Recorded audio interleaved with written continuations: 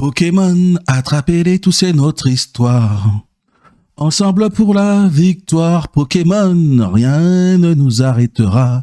Notre amitié triomphera. Pokémon, hello, hello les hackers, bienvenue sous la chaîne d'Awaxecu DJ Actu Cyber que nous allons commenter, critiquer, décrypter. Je suis Awaxecu et aujourd'hui, dans ma besace, alors, rien de bien probant en termes de cybersécurité, en termes de failles, de vulnérabilité. Alors, c'était un peu calme, le calme plat. Mais j'ai deux suivis de news que j'avais déjà abordés. Un bug informatique où nous allons voir que la cyber, ce n'est pas que de la fuite de données. Et Pokémon, comme vous avez pu le constater avec ma magnifique voix.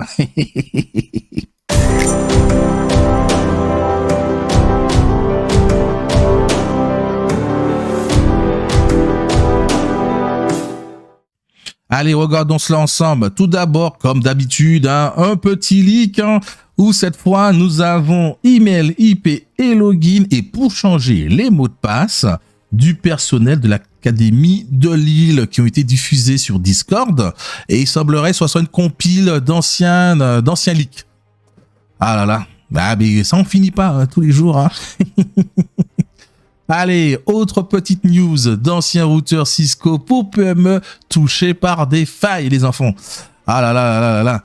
Cisco a publié un bulletin d'alerte concernant deux vulnérabilités, dont une critique affectant plusieurs routeurs qui datent depuis 10 ans.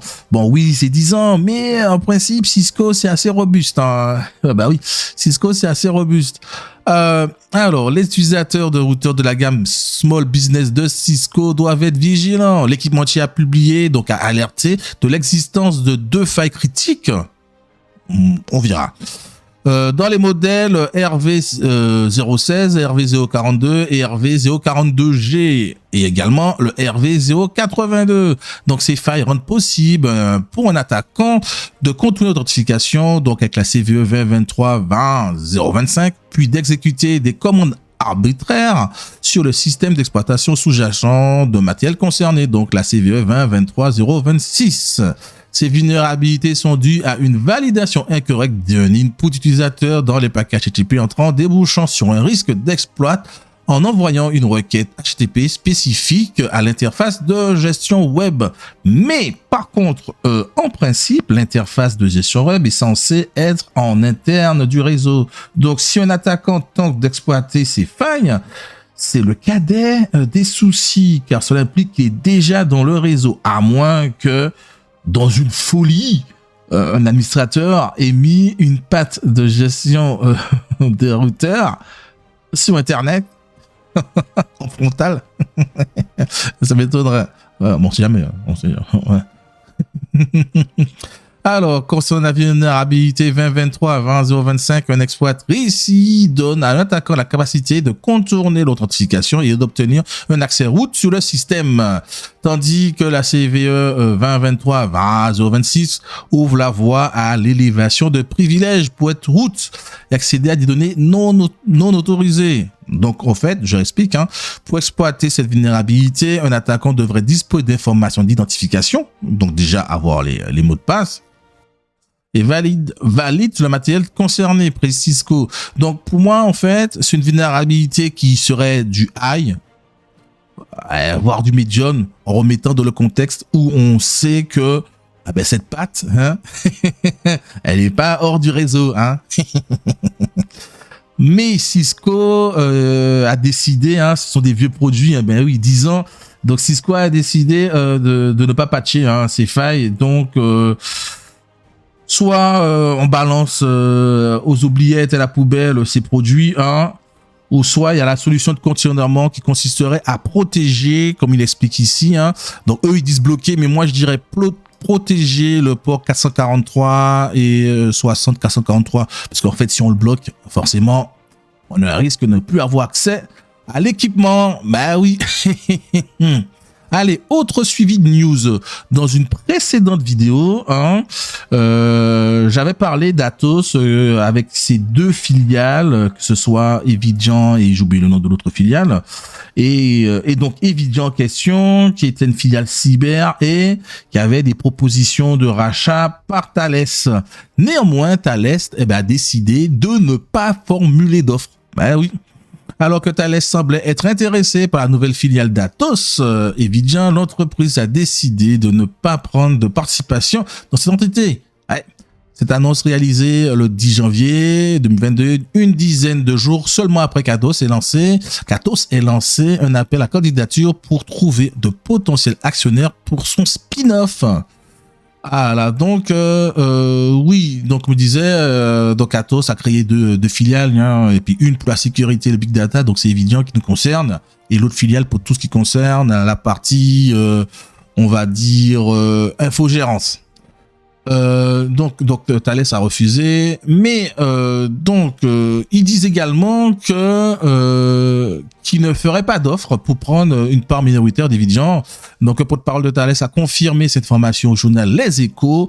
Le groupe n'a aucune volonté de se diversifier dans des secteurs d'activité qui ne servent pas déjà. Mais par contre, ils font, c'est bizarre parce qu'ils font déjà la cyber Thales. Enfin bref.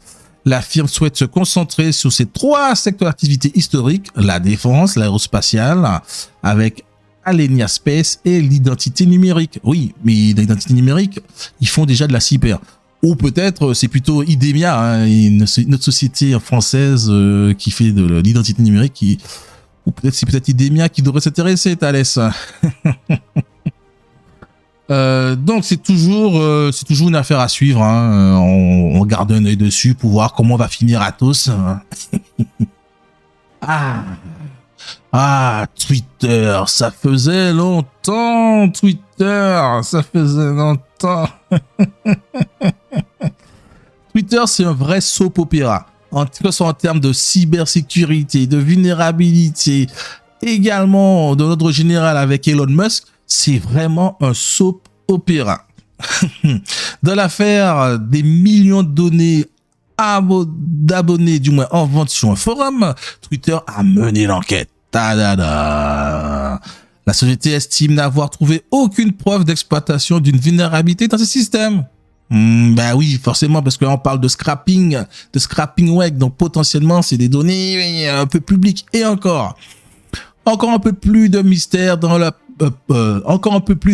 plane derrière l'origine de la vente des données d'une base de données comprenant 20 millions de données d'abonnés.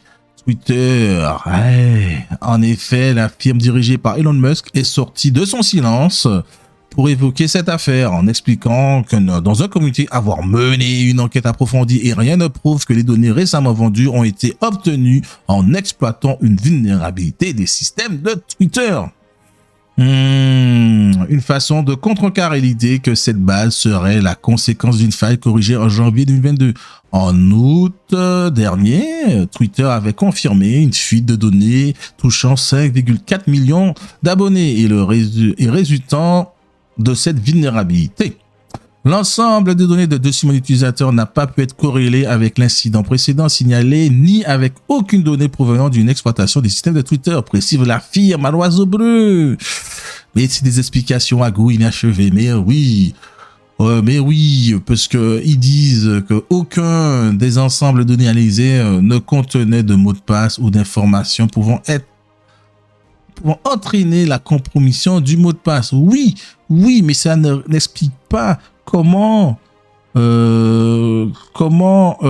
même avec un script bien fourni, le hacker ait pu faire la corrélation entre email, voire numéro de téléphone et numéro de compte. Parce que même avec un script bien ficelé, en passant par ChatGPT, faire cette corrélation même de 5 millions de comptes, parce que là on parle de 200 millions, hein, c'est quasiment complexe, voire très complexe. Ah là là là là là là là là là là là.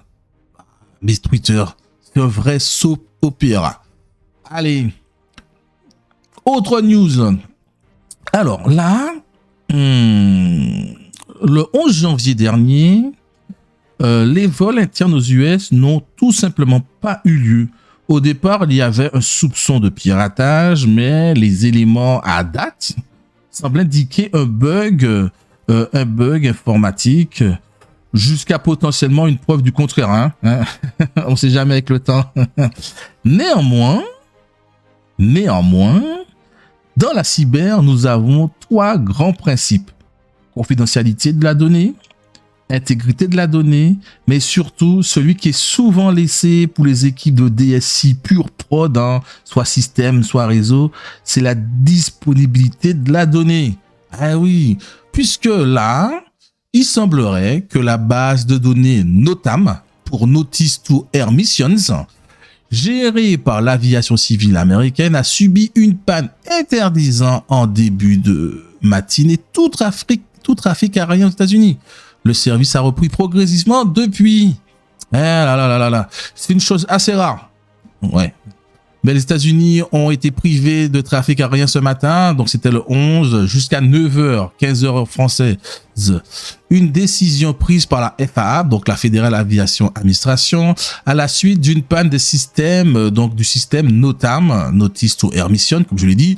Il s'agit d'une base de données centralisée et gérée par l'aviation civile américaine qui fournit des informations de sécurité essentielles pour tous les voyages aériens sur le territoire national.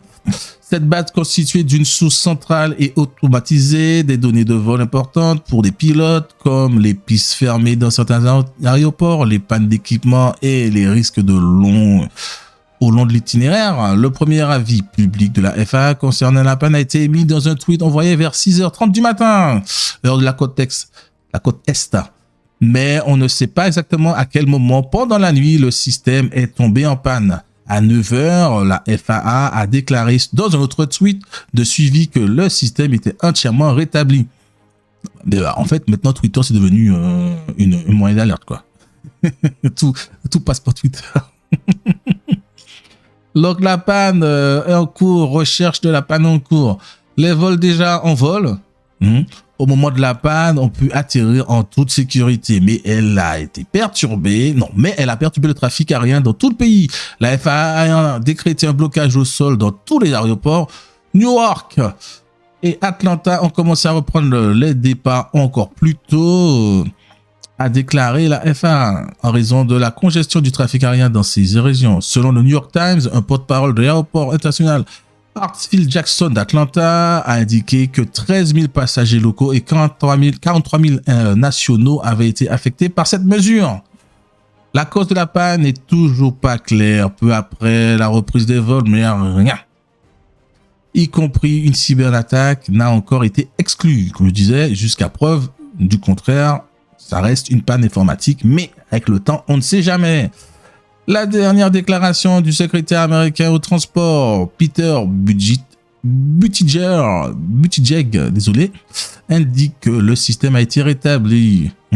La recherche de la cause directe de la panne est toujours en cours. L'interruption de service intervient dans le cadre d'une opération de modernisation du système NOTAM qui est en cours depuis 2018. Donc là, on va dire potentiellement, c'est une erreur, on pourrait dire, c'est une erreur, puisque là, on est en train de faire une modernisation.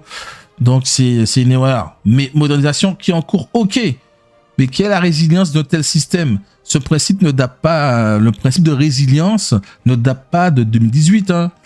Tout ce qui est plan de continuité d'activité, les PCA, il est où la redondance des systèmes? Ils sont où? La redondance des réseaux, ils sont où? Et comme je disais, la disponibilité est un pilier de la cyber.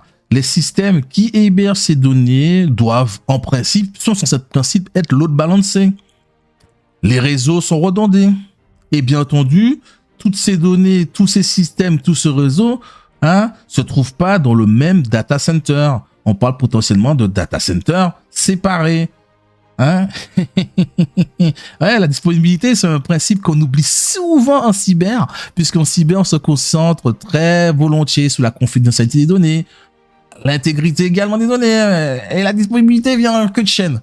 Et la cyber, c'est surtout, on va dire, la cyber, franchement, quand ton réseau est assez bien protégé avec tes équipements réseau, tes équipements de sonde, tes firewalls, tes IPS, tes antivirus, tout ce que tu veux. Quand tout ça, on va dire, tourne de manière bien, tu as ton équipe de SOC qui surveille en permanence ton trafic réseau, ta plus grosse, entre guillemets, source d'inquiétude, on va dire, allez, après les cyberattaques et encore, c'est la dispo de ta donnée. C'est la panne informatique. Et là, en fait, en cyber, on a tendance à laisser cette partie pour les équipes de prod réseau, prod système. C'est pas cool, hein. Allez, les Pokémon. Il faut les attraper tous. Les cybercriminels ciblent les victimes avec un faux jeu Pokémon. Ah là là. Alors, les acteurs de la menace, on va dire, les cybercriminels capitalisent sur la popularité d'une franchise Pokémon et du marché dynamique de trading de cartes NFT pour propager un logiciel malveillant. Hey.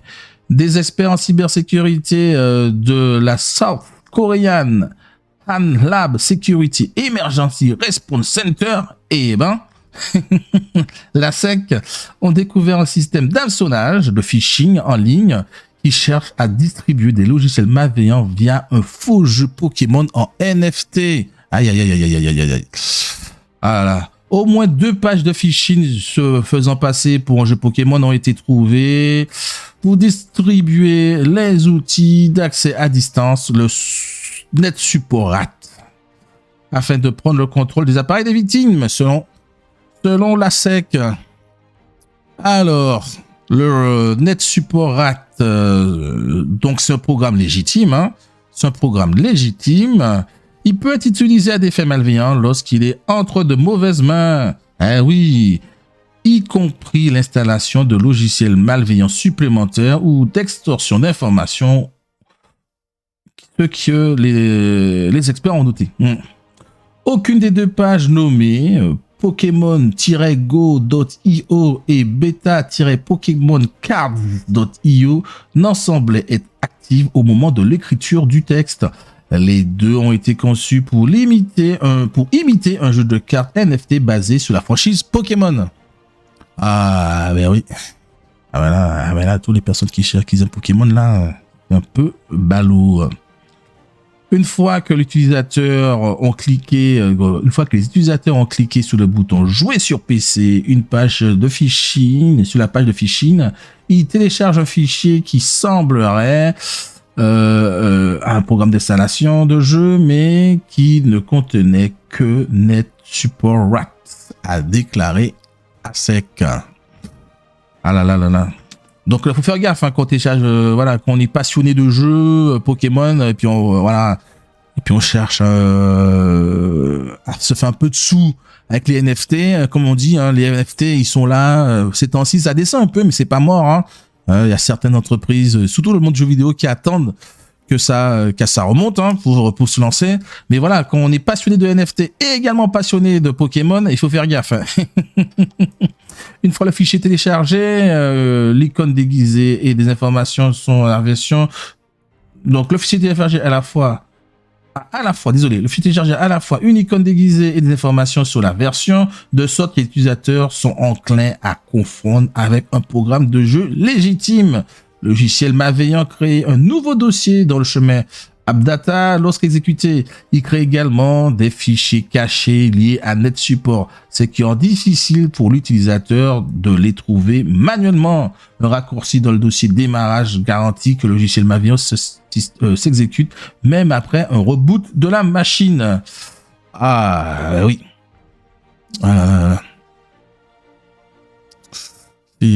C'est raide, hein. Voilà, mais en plus là, franchement là, c'est compliqué parce qu'en fait, on parle vraiment d'un logiciel légitime. Donc c'est vraiment compliqué à détecter que tu te fais avoir, quoi.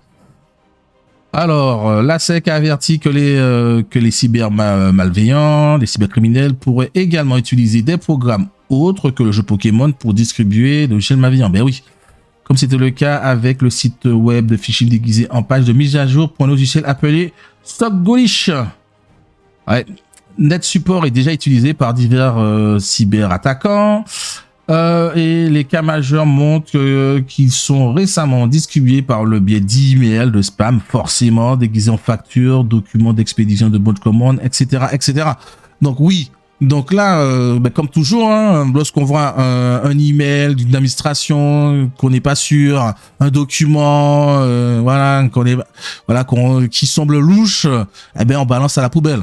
Après, c'est vrai que, comme on disait d'une précédente vidéo, comme je disais, on a maintenant l'avènement et l'arrivée de l'IA, hein, avec ChatGPT par exemple, et potentiellement ça pourrait être plus compliqué pour trouver pour faire la différence entre un email légitime d'EDF, de la Poste, de la Banque Postale, des impôts qu'un email de phishing. Hein. Ah là là. Mais bon. Allez, ici vont et viennent les infos cyber. Merci de m'avoir écouté et donnez-moi en commentaire vos avis. Ciao!